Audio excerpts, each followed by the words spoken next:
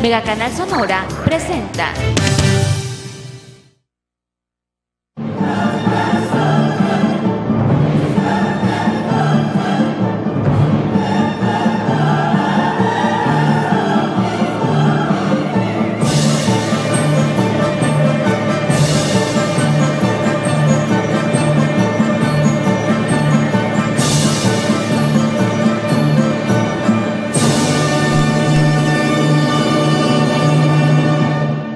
Muy buenas tardes, nos encontramos en el programa Tiempos, un momento con la historia.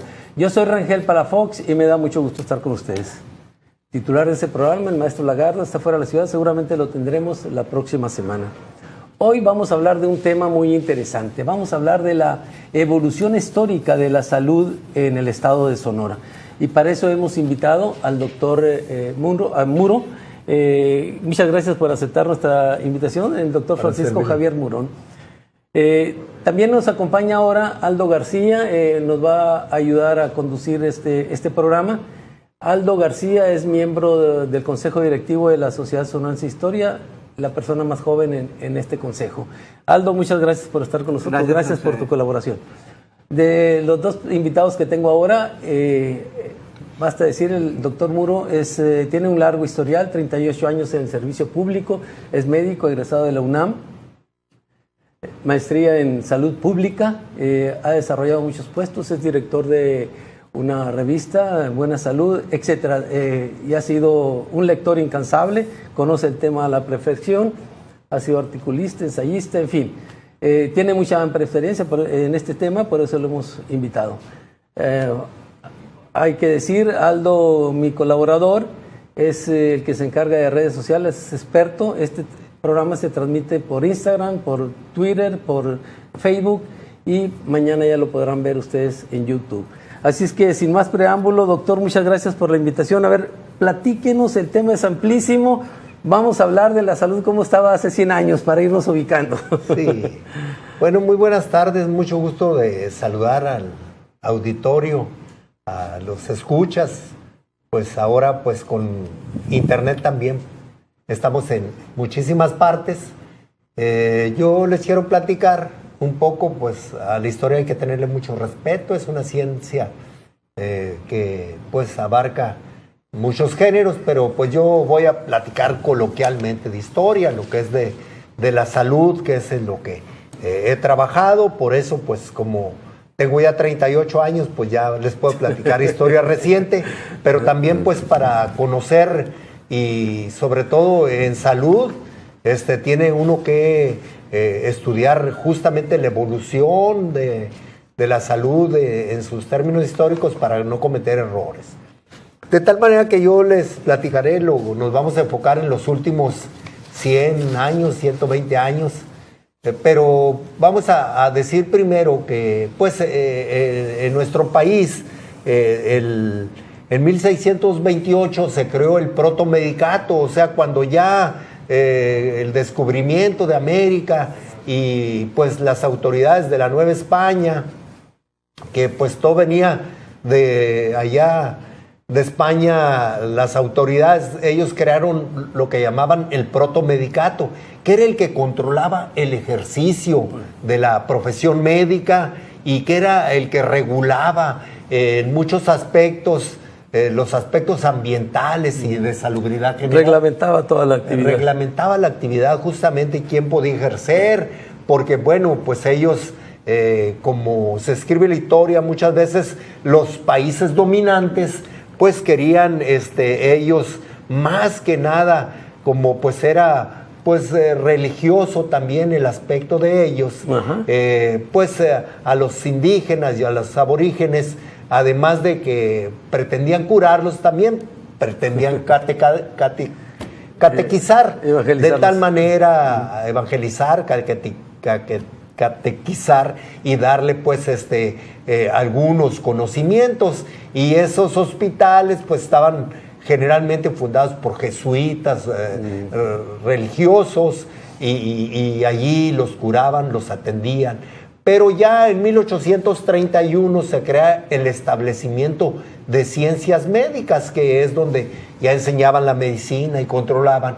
Y justamente 10 años después se crea lo que llamaban el Consejo Superior de Salubridad, que es un ente que ha permanecido hasta nuestros días. Y pues a través de este ente de Consejo de Salubridad General, Superior de Salubridad se llamaba en 1841, era justamente para regular la profesión médica, quién podía ejercer y regular los establecimientos, farmacias, consultorios y además los aspectos de salubridad general. Pero el concepto de salubridad general propiamente viene a modificarse cuando en 1891 se crea el primer Código Sanitario. Ahí empieza. Ahí empieza propiamente la organización más, diríamos, de control del Ejecutivo Federal, sobre todo en puertos y fronteras. Así ya nosotros en el puerto de Guaymas, con la creación del primer Código Sanitario, se crea la primera delegación del Consejo Superior de Salubridad, que eran controladas por Secretaría de Gobernación. Así entramos propiamente ya en el concepto de salubridad general que queda en la Constitución en 1908, que salubridad general se refiere pues a todos los aspectos sanitarios, de control de alimentos, de fauna, de establecimientos, de fabriles, además de lo del ejercicio de la profesión médica, ya ver el impacto que tiene en el ambiente, en la salud. Ya más amplio. Sí, es que la salud pública pues tiene muchos factores, ¿verdad? Inclusive el término de salud que se acuña en 1948, pues la salud depende de factores biológicos, o sea, del individuo, su estructura biológica, y del medio ambiente, del aspecto social y el aspecto económico, biopsicosocial, ¿no? O sea, social, que es aspecto social, económico, psíquico, pues de la mente.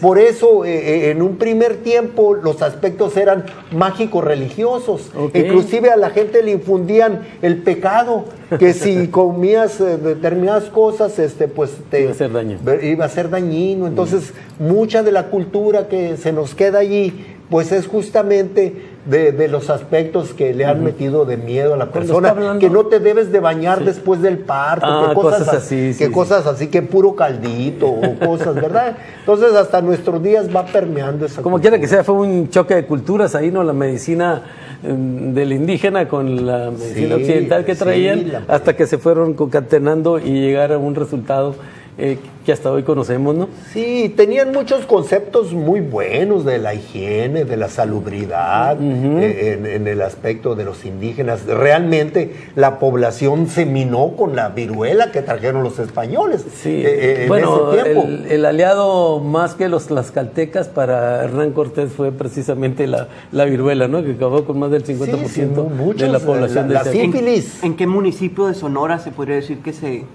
midió el sector salud? Bueno, mira, vamos a irnos en 1900. En 1900 realmente hubo un censo y nada más teníamos en 1902 la Dirección General de Estadística de la República Mexicana, que eran precursores del INEGI, ¿verdad? Nos dice que en Sonora ejercían 41 médicos y 6 farmacéuticos. 41 médicos y esos Álamos, en Hermosillo había 13, en Guaymas 5, había 4 en Cumpas, 5 en Cumpas, 4 en Álamos y 3 en Ures, ¿verdad? Entonces estaban prácticamente localizados en 11 municipios, nada más había concentrados. Estaban concentrados. Estamos hablando de la época de Porfirio Díaz, o sea que Porfirio Díaz sí le dio importancia al aspecto de salud, no estaba tan ajeno al problema.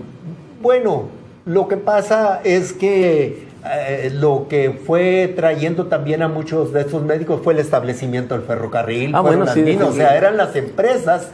Con la creación del ferrocarril, la que traía a estos médicos. El mismo progreso, el mismo desarrollo, exactamente. El mismo desarrollo va jalando, porque pues ya era un requisito de la salubridad general, y ya como se inscribe a partir de 1908, pues había que cumplir los que tenían empresas ciertas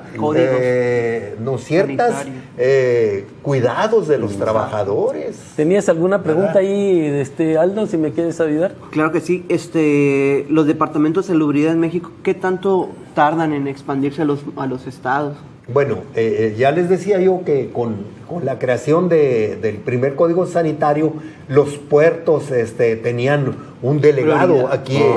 Entonces, nuestro delegado del puerto de Guaymas ya dependía directamente de la Secretaría de Gobernación, y ellos eran los que controlaban sobre todo el flujo de los barcos, que era por donde llegaban las epidemias. Entonces, por ejemplo, por allí en 1903, San Francisco no tenía patente libre, y viene un barco y llega a Mazatlán que trae la peste justamente, y ya allí nuestro delegado de salubridad pues reporta allá a México que en 1902 la presencia de fiebre bubónica en Mazatlán, y entonces mandan de México personal para allá, y entonces en Mazatlán le dan patente libre a un barco, y el gobernador de Sonora se queja directamente con el ministro de Gobernación, que era Ramón Corral, que era nada menos que Ramón Corral, ¿verdad?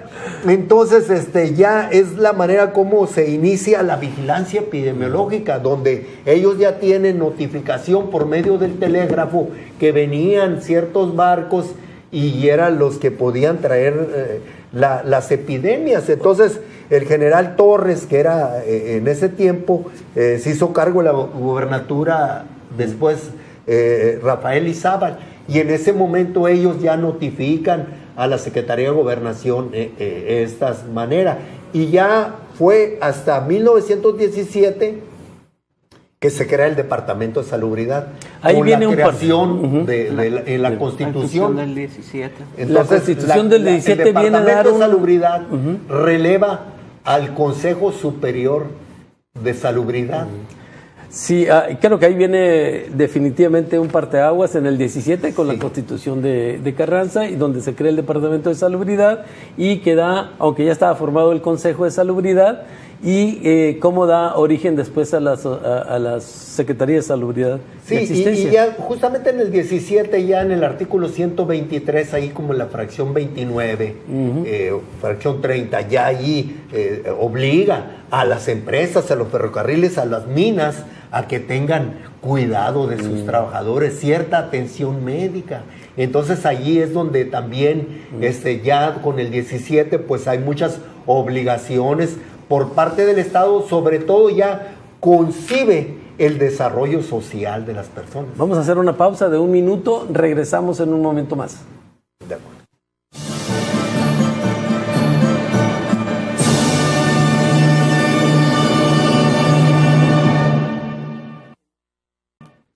Regresamos, estamos con el programa Tiempos. Estamos hablando de la evolución histórica de la salud en el estado de Sonora.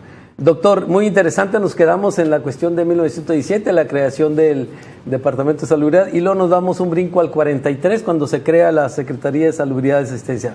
Platíquenos algo de eso. Sí, y fíjese que es muy interesante. Nada más un poquito antes de llegar al aspecto del que decíamos que en el 17 ya se crea el Departamento de Salubridad. Entonces ya empiezan a hacerse en los diversos estados departamentos, ¿verdad? Y hay un paso muy importante, primero que se dio, que en 1932 se crean los servicios coordinados de salud pública en estados y territorios. Aquí tuvimos nosotros los servicios coordinados de salud pública, todavía hasta 1985 estaban por la calle Morelia. Entonces, allí nosotros, este es el edificio de la Secretaría de Salud en México, está en Lieja. Allí, pues, en 1943... allí se establece la Secretaría de Salud. En 1943 es uno de los pasos históricos, pues se creó la Secretaría de Salubridad y Asistencia, con la fusión del Departamento de Salubridad y la Dirección de Asistencia, porque la asistencia era la cuestión de atención de los enfermos. Y dejó de ser de pertenecer a la Secretaría de Gobernación para ser totalmente a nivel secretaría, ¿no? Ya el Departamento de Salubridad ya era muy específico, pero se creó además el Instituto Mexicano del Seguro Social en 1943 Ahí viene y el Hospital Infantil de México, que se llama Hospital Federico Gómez. Entonces ese fue un parteaguas, ¿verdad? Claro que pues ya del Seguro Social del 43 que se crea en México a Sonora llega en 1954 en Obregón, pero fue el precursor Sonora de que se instalara ya en las diferentes partes, porque en 1923 se habían formado aquí los servicios rurales cooperativos y ya la gente pagaba una cuota por tener seguridad social. Eran en Tabasco, en Coahuila y en Sonora, que era donde... Los primeros estados. Sí, donde ya ellos aportaban una cantidad a las familias por tener atención médica.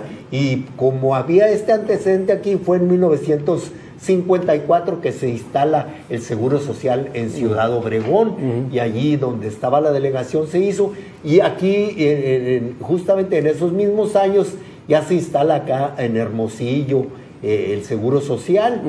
Fue pues primero el doctor Domingo Olivares, el que fue de los que anduvo allí. Gran Domingo Olivares. Y después el doctor Federico Valenzuela, que fue realmente el encargado del Seguro Social inmediatamente, ya en el 58. Cuando usted está hablando de los servicios coordinados de salud y que ya prácticamente dependían de Secretaría de Salubridad y Asistencia, ¿qué estaba pasando en Sonora a nivel legislativo? ¿Ya había creado un departamento? ¿Había una contraparte? ¿Qué sucedía? Bueno, ya los servicios coordinados de salud pública en el Estado ya eran una delegación. Ya era una delegación. Era una delegación porque ellos nombraban un jefe de los servicios coordinados de salud pública en los estados. En 1943, justamente cuando se crea la Secretaría de Salubridad, ahí se crea un gran plan para tener ya hospitales en los diferentes estados.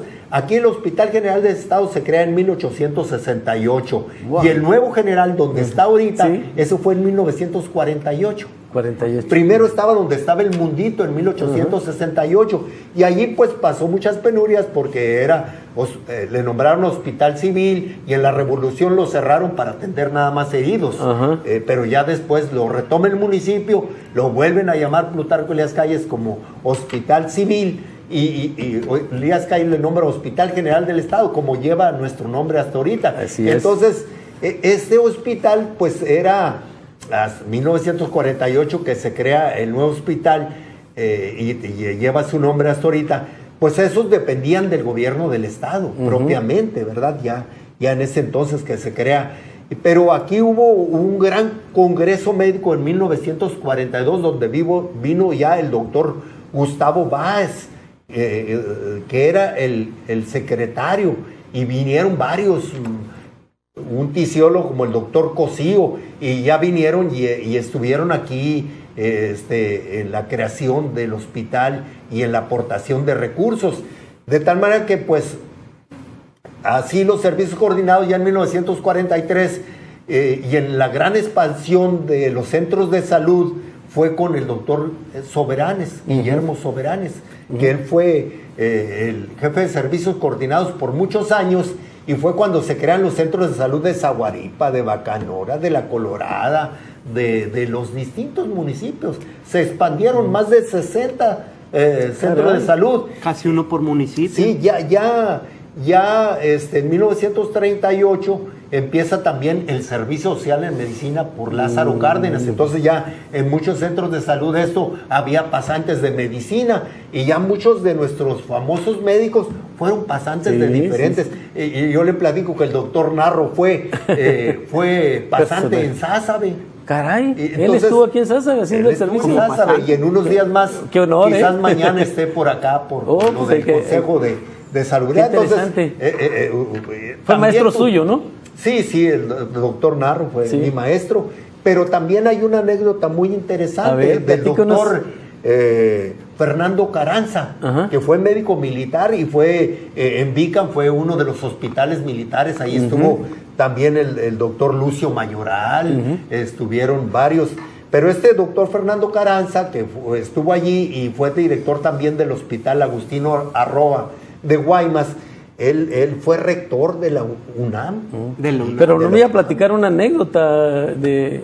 Bueno, él tiene un libro inclusive, varios libros, pero a él de chamaco allí, estando en Bicam, atendió a un jovencito, adolescente, 12, 13 años, por una herida, mordido de un perro, en una pierna, lo llevaba el tío y lo atendió el doctor Fernando Carranza de la herida del perro, lo curó, y cuando le dijo el tío cuánto es, él le dijo no es nada, nomás a este jovencito que no se le olvide cuidarse ni los favores que le hacen. Cuando llega Obregón a México, ya después de las batallas y que llega para ser presidente de la República, ve a este teniente coronel, se para a saludarlo y dice, a ver, a mí no se me olvidan las cosas, vente para acá, tú vas a ser el rector de la Universidad Nacional. Era hasta poderoso en ese tiempo la UNAM, pero qué pena, pero ahora pues es autónoma con todas sus reglas. Entonces, fíjense nada más, un gran personaje que nosotros tenemos ahorita un hospital con su nombre, pero muchos desconocemos esa historia tan grande. Y él fue titular de la materia de fisiología en la UNAM también. Y por esa coincidencia, por ese incidente que le tocó atender a Obregón, ¿no? Además, no se lo olvidó. No se lo olvidó. Y era revolucionario, maestro de tiempo completo. Sí. Y entonces fue pues un gran personaje, ¿no? Hay mucho que hablar de esto. A mí me gustaría, si no tienes inconveniente, Aldo, adelante. Háganos un resumen. ¿Cómo está ahorita la salud en Sonora? ¿Estamos bien a nivel general comparado con la media? No nos comparan muchas veces con los que están peor, ¿no? Si cuando menos con la media nacional. ¿Está bien atendido el sector salud? ¿La población goza de buena salud? ¿Qué nos puede decir de momento actual de la salud en México? Tanto de atención médica como de las enfermedades que aquí se tienen. Fíjese que la salud es muy compleja porque depende de muchos factores. Pero el problema principal que tenemos, los retos fundamentales que tenemos en el país, en Sonora, es el envejecimiento de la población. ¿Cómo es esto? Bueno, es que ahora la gente pues en promedio vive 78 años, pero pues son como después de los 50, o sea, son como 28 años que va a vivir dependiendo de tomar medicinas, porque la vejez lleva a enfermedades crónicas. Entonces ahorita, por ejemplo, el 70% de nuestra población padece obesidad.